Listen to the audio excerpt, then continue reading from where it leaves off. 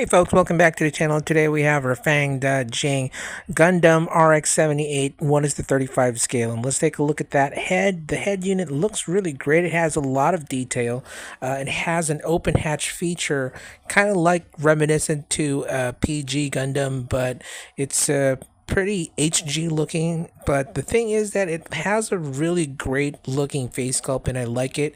It has an added feature of lighting effect as well. You have one down at the sensors and of course for the eyes. Now my copy has some dead batteries, I guess, or maybe some problem with the LED because only one eye lights up, but that's not a big problem. Next up we have the body unit. The body unit looks really great, although it's a little hollow. That's because you have a core fighter. It is very reminiscent to an HG articulation, and it's very similar to the GTO RX-78. So it has these Gatling guns on the shoulder, really nice design. You can open the cockpit area, and of course the exhaust lights up, very similar to the one that I saw in Diver City, and it's just really a solid looking chest piece right here. Now let's go to the waist unit. The waist unit has some really nice articulation, has some front skirt movement, also has an open hatch feature. The crotch area has some little articulation as well. The back skirts also have an open hatch feature, and we have that connector piece for the bazooka down the back. And overall, it is a very solid piece. I really like it. Now, the arm unit has some pretty good articulation. One thing I love about this is, of course, the hands. We're going to talk about that. It has some blasters like the GTO. Again, very similar to the GTO. And each digit of the hand has some articulation as well. So that's a really cool feature. Very similar to a perfect grade to a PG. It connects to a shoulder section, which is very similar to an HG kit. Again, very similar to the GTO version. So this is like Gundam The Origins upscaled to mega size or bigger than a mega size. Now let's talk about the backpack. The backpack has 4 lovely boosters.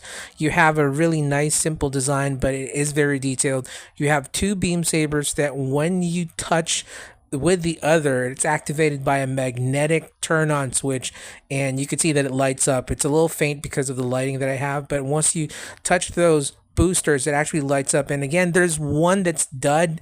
I don't know if it's a battery issue or it's a lighting issue with the component itself, but as you can see, most of these LEDs light up and they kind of work when you connect them. But overall, the backpack is fantastic.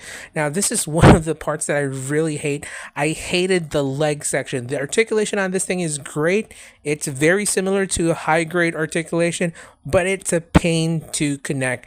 Now, the ball joint area was super painful, literally, to connect because I had to use a hammer on this one just to put these parts together. And it also has some really cool features like the back section of the leg would have these boosters. The toe area has some articulation as well. You can bend the toes. There are some movement going on right there, a little bit of tilting, a little bit of ankle tilts as well. Now the whole leg unit has a real great of articulation and wide range of motion. It's just that it's a pain to connect and transform. So I would really suggest to have a little patience on this one.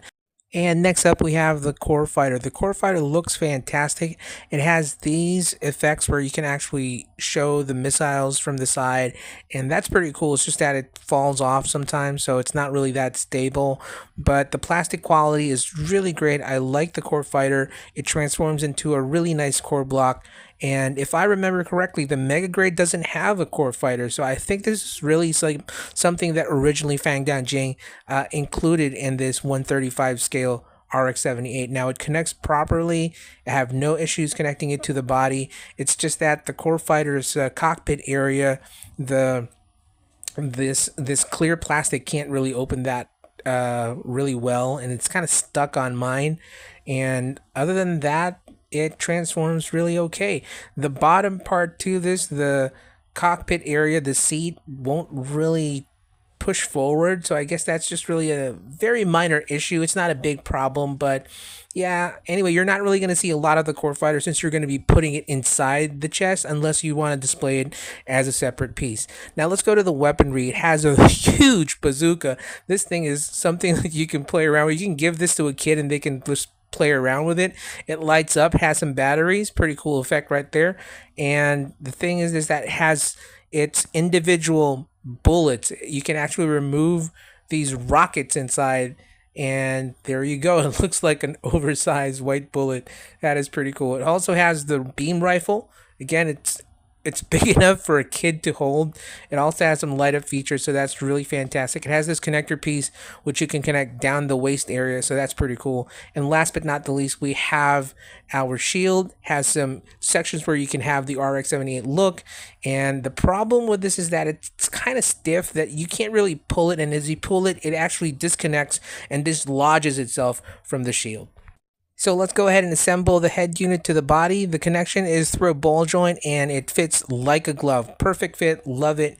Let's talk about the connections of the arms. It's pretty much like an oversized HG, so no problems right there. Really good fitting for the arm sections. Now the core fighter connects to the waist unit like that. Hold steady. This is where the problem lies again. The waist area and the leg unit are super painful to connect, that it is absolutely going to drive you insane. This thing will test your patience, so be a little patient with it. But after you connect that and it fits in, that will give you that sense of fulfillment. It looks great, and just be a little more patient. Now the backpack snugs like a glove. Again, perfect fit right there, no problems. And then when you connect the top half from the bottom half, bada bing, it locks in place, and you have a very beautiful looking RX-78. You got to take off that little section, that cover piece from the arm, so that you can connect the shield unit. And once you have that, you can then connect the weaponry. The weapons for this, the rifle has this little piece that's on the palm of this unit, so that you can snap that RX-78 rifle in there, and that looks pretty solid. Now the back also has that port, like what I told you earlier. You can then connect the bazooka, and that is your beautiful looking mega size. I wouldn't say it's mega size, it's bigger than a mega size. It's the 1:35 RX-78 Gundam.